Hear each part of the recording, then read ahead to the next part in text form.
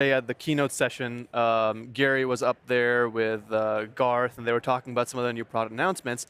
And it's been really fun to watch a lot of these features that you and I have been talking about for a little while, seeing kind of A lot circulated of in the whiteboarding. Splunk environment, a lot of whiteboarding going on, come to life on the main stage, and either as general availability or as preview. And the three that I'm super excited about are ingest actions, federated search for S3, and flex index.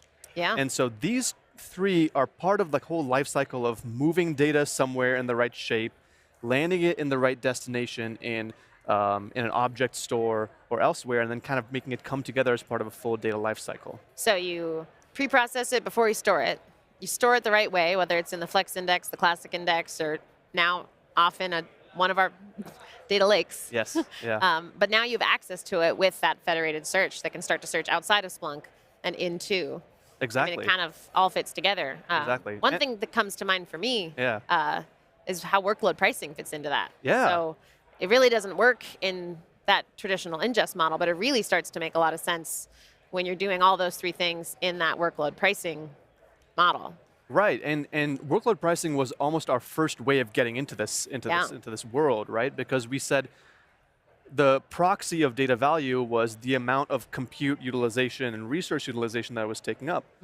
And so very high value searches often would use more resources, and then low value searches are just used less frequently. And it was a natural building into workload pricing. And so we've seen so many customers go from 10 terabytes a day to 20, 25 terabytes a day, doubling and tripling their data volume because they start leaning into this approach of giving different data different value over time and getting into that world. Yeah, so it can make sense to finally be able to access that 70 extra terabytes of data that was maybe potentially low tier, but because you have some of these tools and that pricing model, you can start to get, that diamond in the rough, needle in the haystack. And the way ingest actions works to make this happen, for ingest actions in particular, is, for example, ingest actions allows for data going into Splunk in the existing ingest paths, not like some external tool, if you reroute your endpoints, et cetera, existing ingest path to filter your data by event, by payload, by field,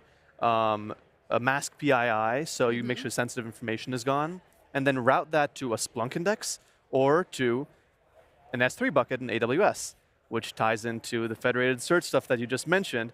It just plays together so seamlessly because what you dump into S3 is then available to search from your search head without the data moving. That's the most important part here, right? Yeah. Like, this is not data. That takes time, it takes effort, it takes structure. Exactly. And that data stays in S3, and we can just search it from REST from the search head. Yeah, it's interesting. A lot of these different innovations, I've been hearing about over the last year or 2 years, kind of in silo, but it's really now that they're all here together that they kind of stretch across that data tiering strategy, right? Exactly. To me, it's starting to finally click. So yeah, one by one, they help individually, but then together, what you got is an filtering engine, routing, delivering it to the right destination, and then searching it all in this single unified experience, which is super, super, super cool.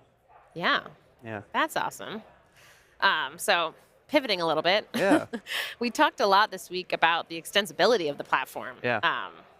So, now that you have all these different data sets available, I feel like there's even more you can do with Splunk, and that's what extensibility really is when we talk about it. Yeah. And I immediately think of Splunkbase, right? I think of all the apps that people have been creating for years, the Splunkers, the customers, the, just excited third-party players. So what are the coolest Splunk-based apps in your opinion? There are so many cool Splunk-based apps. Like when I first joined Splunk, I went onto Splunkbase and I was perusing and scrolling, and I was like, all right, what is this all about over here? And when I first joined, I didn't really understand the whole extensibility story to the degree that I think we all now know to the degree of the extensibility. I was like, okay, fine, apps. And I saw the most interesting, unique apps that, well, first of all, were object outcome. That was an outcome-oriented, solution that it was catering to. And then I saw some of the craziest, weirdest apps that some passionate developer decided to make because they were having fun with it. Yeah. And so, one app that I've enjoyed, which is really useful, is File Editor. We have lookups. You can use a lookup in Splunk, but if you need to change that lookup, You're going to go to its source, you're going to log in, you're going to edit that stuff, you're going to make sure the connection's refreshed, you're going to test it out, make sure the lookup's good to go. And like, that's a process and it needs an admin to do it and someone with permissions, and it's a little bit difficult. Yeah. File Editor is one of my favorite apps. We can edit the lookup from within Splunk with the right permissions, but that allows you to go like right into your current work stream, right? It's not like jumping outside to a different context, jumping back in. That's one of my favorites. I also really do like send results. Yeah. Right now, alerts are in Splunk when you can write a search, create an alert, and trigger some action to take place. What send results allows you to do is tailor who that alert goes to on a person-by-person basis based on a certain set of rules that you create. So that's pretty cool. I can say, hey, Anna, if this particular process goes wrong, Anna cares a lot about this particular process. I'm going to send you an email directly and say, hey, yeah, you need to take care of this, and not bother the rest of my admins in the environment. Yeah. Yeah. I love Splunk-based. There's so many apps for the traditional Splunk platform, and we've added in all the different apps for SOAR now, and there's actually 2,700 plus apps out there today. I did a little count the other day. Yeah. And that's just so exciting. And then one thing I'm really excited about Splunk-based in general is they have recently refreshed the UI. They have. So it's made it much easier to kind of find the right app for your unique use case. Yeah, they have new collections, a better search, and it's just, it's in dark mode. So oh, we all love dark mode. Were you remember the conf? I think it was must have been 3 years ago or 4 years ago, maybe. Yeah. I think it was 4 years ago. It's 2019. When we released dark mode for dashboards, and the crowd went wild. It was a moment for sure. That was a moment. That was a lot of fun. Yeah, those collections are super useful to actually find what you're looking to do and group it by some logical topic. So that's a lot of fun. But I was previously the PM for dashboards as well. And what we love doing is creating and playing with all kinds of custom visualizations. And so Splunk builds a bunch of custom visualizations that are compatible with simple XML. Developers build plenty of custom visualizations. One of my favorite is Location Tracker. Oh, Location Tracker is cool because that really brings IoT to life in a real way, right? You have a sensor on a car and you monitor your fleet of vehicles. And you can see where in San Francisco those cars are driving around. Man, that's pretty cool. But I think the one that takes the cake above all else, this is a new one. Ooh. I have to shout out to, I think this was Jim Don who made it, one of our architects. Oh, yeah. He's the man. And he created Splurtle. Splurtle is what he made. Ooh. And it is Splunk's version of Wordle. So if you want to pretend like you're working but are actually not working, Splurtle's a good one. Okay. I'm always working, just to be very clear. Whenever I'm in Splunk, I'm never splurtling. I'd never. Anna, please don't accuse me of such things. No. No, but Splurtle's a lot of fun. Yeah. That's awesome. Jim Dunn, he has made some of the other really great apps. He's the builder of the cloud migration assessment app as well. So from the most functional of apps to the most fun apps. Yes. He's really adding to what's out there for the community. Yeah, no, man. We got to get him up here next time. Yeah, we'll get him. Where is he? He's somewhere around here, right? Yeah. Yeah, he's around. So, I'm really excited about that builder story. So you talked a lot about dashboards. We talked a lot about Splunk Base. Yeah. Something I've been putting together in my head is really when we talk about builders at Splunk, that really ranges from the first person writing their first search and saving it as a dashboard. Yeah.